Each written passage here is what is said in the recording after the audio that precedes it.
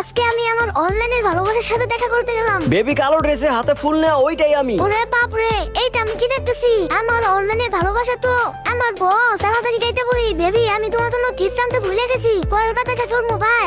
কত ভালোবাসে মেয়েটা আমাকে। আর পরে তিনি যখন আমি অফিসে গেলাম, বস আমাকে ধার করালো। মিস কায়া, রাত ভর কি মহল্লায় চুরি করেছো নাকি যে এত বড় ডার্ক সার্কেল পড়ে গেছে? আরে তোর জন্য তো এসব হয়েছে দাদা। বেবি তুমি এখন অনলাইন আসতেছো না কেন?